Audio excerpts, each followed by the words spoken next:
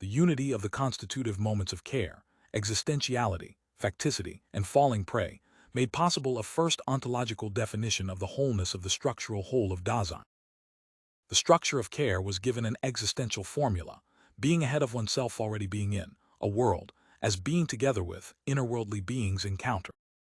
The totality of the structure of care does not first arise from a coupling together, yet it is articulated 10 in assessing this ontological result.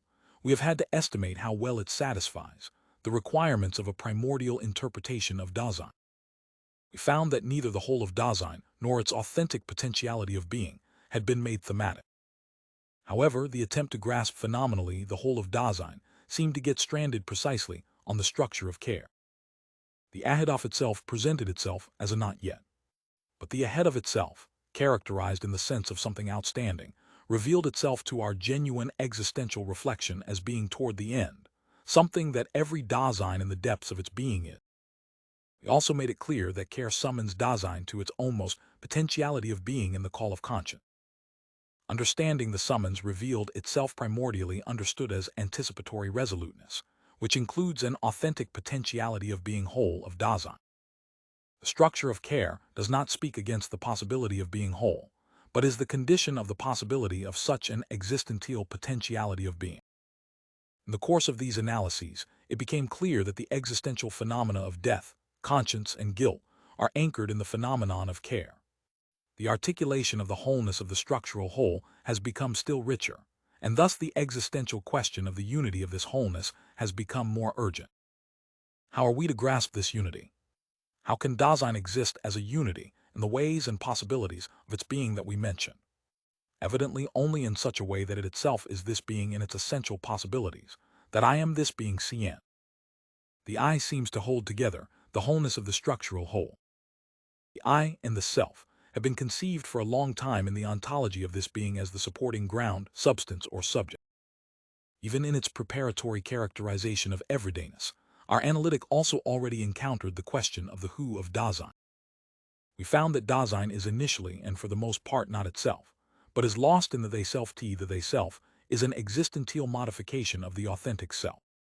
The question of the ontological constitution of selfhood remained unanswered. It is true that we already fundamentally established the guidelines for the problem.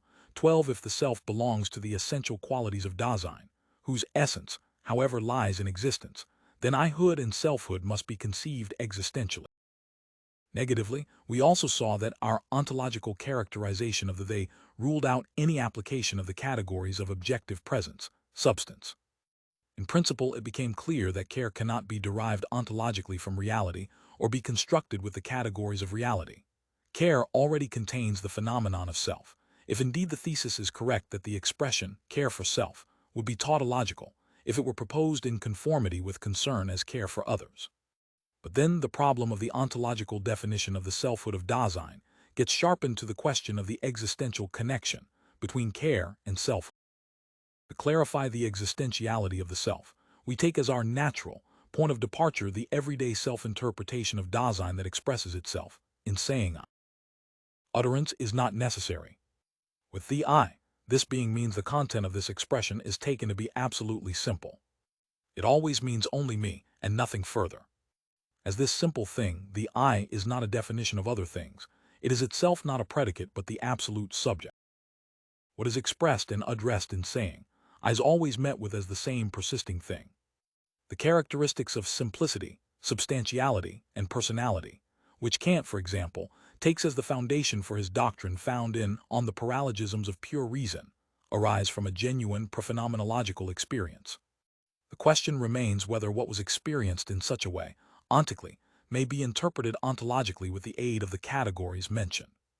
In strict conformity with the phenomenal content given in saying Kant did show that the ontic theses about the substance of the soul inferred from these characteristics are without justification. But in so doing, he merely rejects a wrong ontic explanation of the it. He has by no means attained an ontological interpretation of selfhood, nor has he obtained some assurance of it and made positive preparations for it. Although Kant attempts, more strictly than his predecessors, to hold on to the phenomenal content of saying he still slips back into the same inappropriate ontology of the substantial, whose ontic foundations he theoretically rejected for the I. We must show this more precisely, in order to establish what it means ontologically to take saying I as the point of departure for the analysis of self. The Kantian analysis of the I think should now be referred to as an illustration, but only to the extent that it is required for the clarification of the problematic in question 16.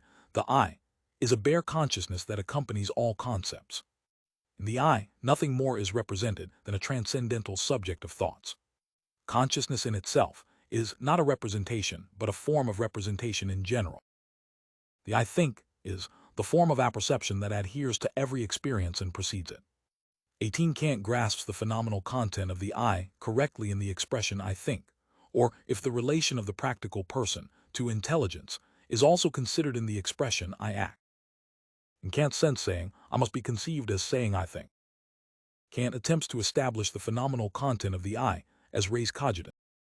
If he then calls this I a logical subject, that does not mean that the I in general is a concept gained merely by logical means. Rather, the I is the subject of logical behavior, of binding together verben. The I think means I bind together. All binding together is an I bind together. Any taking together and relating, the I always already underlies b 7 zo k f ikva. Thus, the subject is consciousness in itself, not a representation, but rather the form of representation. This means that the I think is not something represented, but the formal structure of representing as such, and this formal structure alone makes it possible for anything to be represented.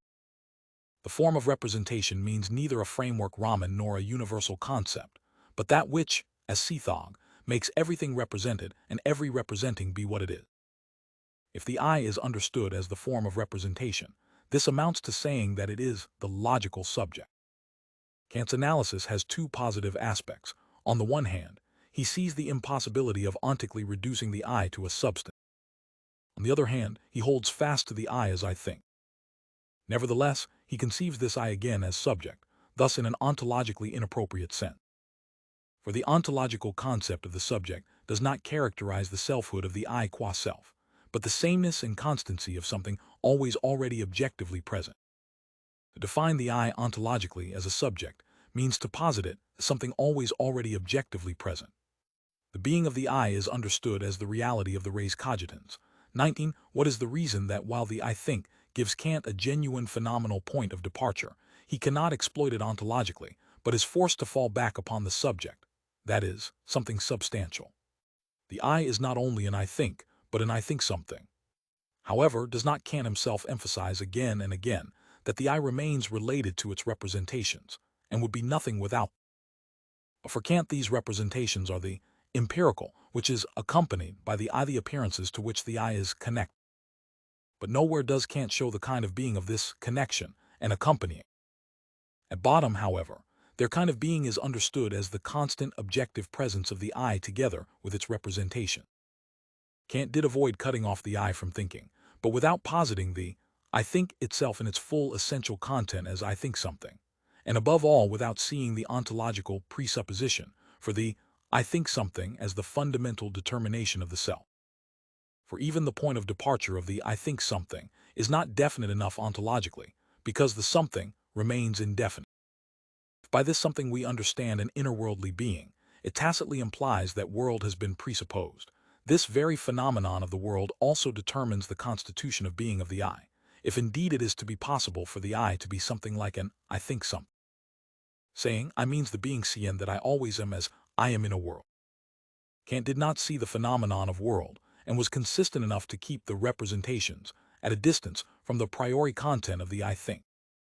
But thus the I again was forced back to an isolated subject that accompanies representations in a way that is ontologically quite indefinite. In saying, I Dasein expresses itself as being in the world in der Welt sein. But does everyday saying, I take itself as being in the world in der Welt sein? Here we must make a distinction. Surely in saying I Dasein means the being seen that it itself always is. But the everyday interpretation of the self has the tendency to understand itself in terms of the world, taken care of. When Dasein has itself in view ontically, it fails to see itself in relation to the kind of being that it itself is. And this is particularly true of the fundamental constitution of Dasein, being in the world. 21 How is this fleeting, Flutsteig saying, I motivated? by the entanglement of Dasein, for as falling prey it flees fleet from itself to the they. The natural talk about the I takes place in the they-self. What expresses itself in the I is that self which, initially and for the most part, I am not authentically. When one is absorbed in the everyday multiplicity and rapid succession of what is taken care of, the self of the self-forgetful I take care of shows itself as what is constantly and identically simple, but indefinite and empty. One is, after all, what one takes care of. The fact that the natural, ontic way of saying I overlooks the phenomenal content of Dasein that one has in view in the I does not give the ontological interpretation of the I the right to go along with this oversight, and to force an inappropriate categorical horizon upon the problematic of the self. Of course, by refusing to go along with the everyday way in which the I talks, our ontological interpretation of the I has by no means solved the problem, but it has indeed prescribed the direction for further questioning.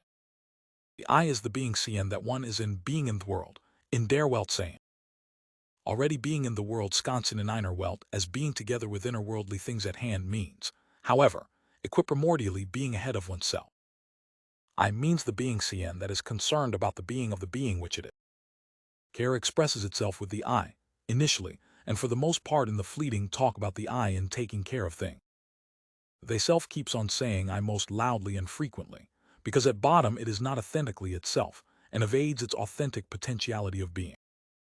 If the ontological constitution of the self can neither be reduced to a substantial I nor to a subject, but if, on the contrary, the everyday fleeting saying, I must be understood in terms of our authentic potentiality of being, the statement still does not follow that the self is the constantly objectively present ground of care.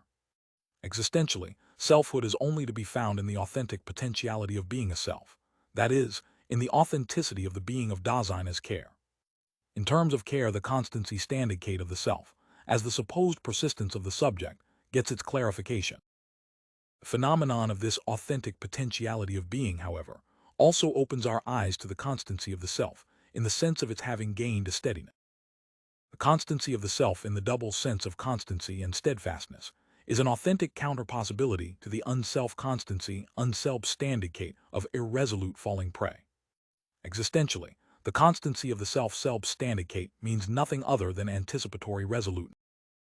Its ontological structure reveals the existentiality of the selfhood of the self. Dasein is authentically itself in the mode of the primordial individuation of reticent resoluteness that expects anxiety of itself. In keeping silent, authentic being a self does not keep on saying I, but rather is, in reticence, the throne being that it can authentically be. The self that is revealed by the reticence of resolute existence is the primordial phenomenal basis for the question of the being of the you. Only if we are phenomenally oriented toward the meaning of being of the authentic potentiality of being a self are we put in a position to discuss what ontological justification there is for treating substantiality, simplicity, and personality as characteristics of self. The ontological question of the being of the self must be extricated from the forehaving, constantly suggested by the predominant way of saying, I, of a persistently, objectively present self-thing. Care does not need a foundation fundierung in a self. Rather, existentiality as a constituent of care provides the ontological constitution of the self-constancy of Dasein to which there belongs, corresponding to the complete structural content of care, the factical falling prey to unself-constancy. The structure of care, conceived in full, includes the phenomenon of self. This phenomenon is clarified by interpreting the meaning of care, which we defined as the wholeness of being of Dasein.